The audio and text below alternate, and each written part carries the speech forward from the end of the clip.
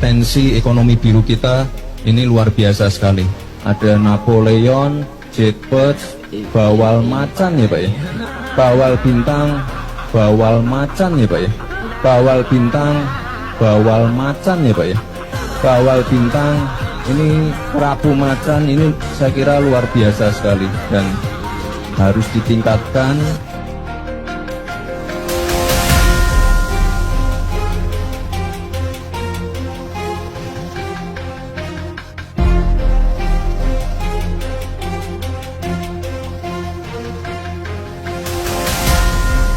Ini sangat terlihat ya ketika Ibu Titi mendampingi Gibran Rakabuming Raka, Wapres Presiden Republik Indonesia. Terlihatlah ketika Gibran memberikan statement itu, terlihat Ibu Titi itu sangat tegang sekali ya, sangat tegang. Kalau kita lihat dari sini ya, ya memang kalau kita lihat ketika Gibran berpidato misalkan, atau bahkan memberikan statement itu selalu banyak yang dikoreksi oleh netizen-netizen terkait asam sulfat misalkan. Itu bahkan kata-kata Gibran yang sangat legend sekali ya, asam sulfat.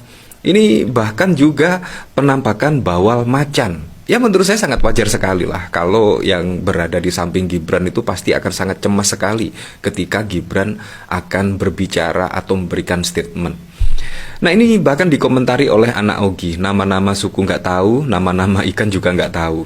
Bicara dia kosong, kerja pun kosong.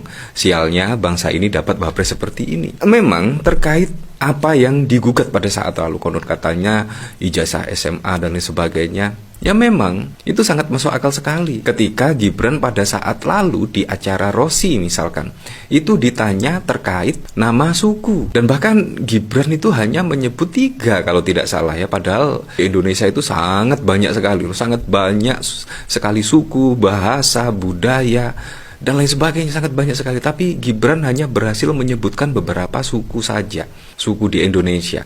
Malah menjadi wakil presiden. Ini kan sangat mengejutkan sekali ya. Tidak paham terkait suku-suku dan sebagainya, tiba-tiba malah menjadi wakil presiden. Nah itu seperti halnya yang ditanyakan oleh Ahmad Lutfi kepada Andika. Kalau tidak salah pertanyaannya, sebutkan daerah terpencil di selatan Jawa Tengah, kurang lebih seperti itu.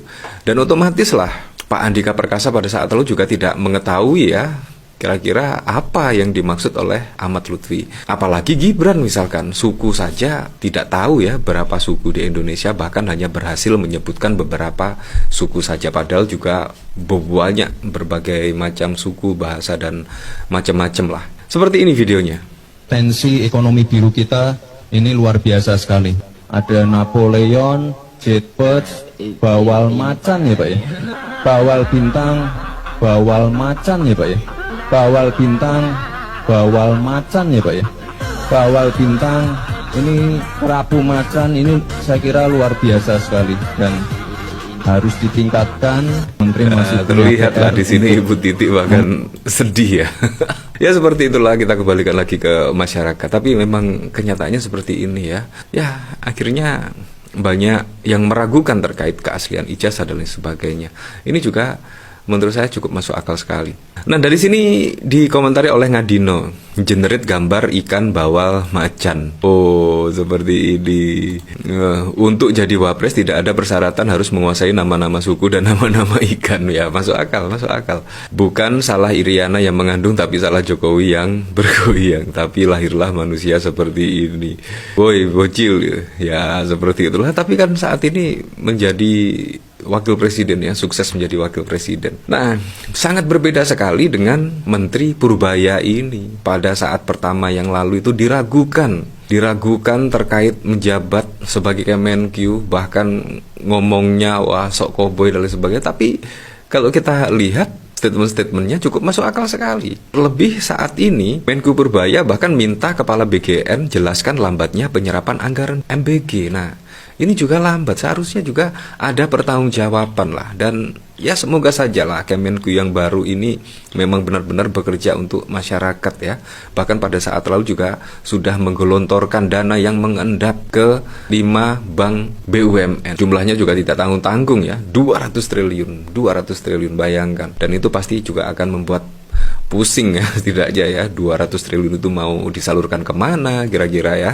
Nah kalau kita lihat dari sini memang sangat keren sekali. Nanti sebulan sekali kita akan jumpa pers dengan kepala MBG. Nanti kalau penyerapannya jelek, dia suruh jelasin ke publik. Di government side-nya sendiri, saya akan pastikan lagi tadi belanja-belanja yang lambat berjalan dengan lebih baik lagi.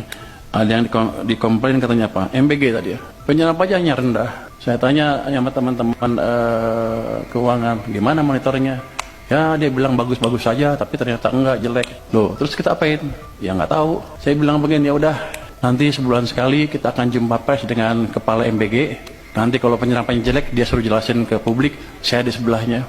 Dan program-program yang lain yang lambat tuh akan saya sisir. Saya kan baru hari ketiga dan udah keburu rapat di sini, jadi belum lihat detail seperti apa. Tapi kami akan sisir, bagian-bagian lambat kami percepat. Caranya gimana? Ya, kalau mereka nggak bisa nyusun anggaran atau nyusun program kerjanya atau pengajuan anggarannya, kami akan kirim orang ke sana supaya jalannya cepat dan kita akan monitor on regular basis. Wow, ini menurut saya juga sangat keren sekali ya. Ini dikomentari oleh GR. Makan bergizi tapi menunya kok pakai mie dan saus kemasan. Masih lebih sehat makanan yang dimasak ibunya sendiri. Mending salurkan untuk dana lain pak. Sepertinya harus dikaji kembali pelaksanaan MBG ini. Menghambur-hamburkan uang di saat kondisi keuangan negara sedang tidak baik-baik saja. Nah, pada saat lalu juga ada pemberitaan yang cukup mengejutkan ya. Tiba-tiba Mentan Amran gugat Tempo 200 miliar akibat berita terkait beras. Nah ini apakah tidak membaca putusan Mahkamah Konstitusi pada saat lalu ya, terkait institusi, kementerian dan lain sebagainya itu ya sangat bebas sekali dikritik. Apalagi juga ini terkait beras ya. Nah konon katanya Amran mengklaim pihaknya alami kerugian akibat pemberitaan poles-poles beras busuk. Nah kerugian apa yang dimaksud? Ini kan juga sangat membingungkan sekali ya. Yang dikritik itu dari kementerian loh. Ini kerugian yang mana ini? Kalau kritik kan seharusnya malah berpoles, introspeksi dan lain sebagainya. Tetapi di sini kok malah menggugat Tempo. Wah, pada saat lalu juga Tempo diadukan ke Dewan Pers. Itu konon katanya batal, tapi kita tidak tahu lagi ya. Nah ini Tempo terus ya, Tempo terus yang dihajar. Ada apa ini ya? Nah kalau kita lihat dari sini ada komentar kerugian apa? Lagian beras busuk di gudang memang fakta dan wis disidak anggota RPD fraksi Banteng yang membenarkan. Iya itu sudah lama sekali, itu sudah mulai zaman dahulu ya. Mesti yang dikasih itu zaman guru-guru yang lalu lah, masih di zaman Orba itu yang diberikan beras jatah ya kalau tidak salah.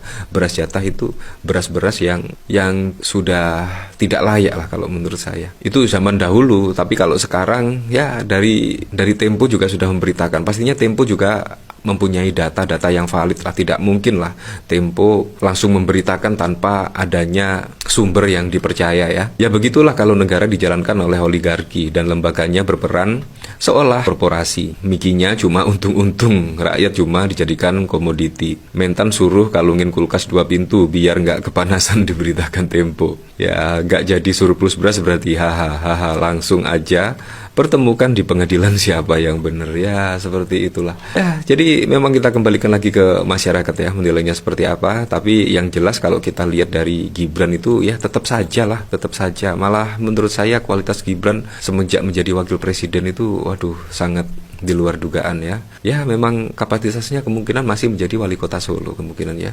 Ya memang harus berjenjang lah menjadi wali kota, gubernur baru wakil presiden, kurang lebih seperti itu. Jadi Gibran saat ini kaget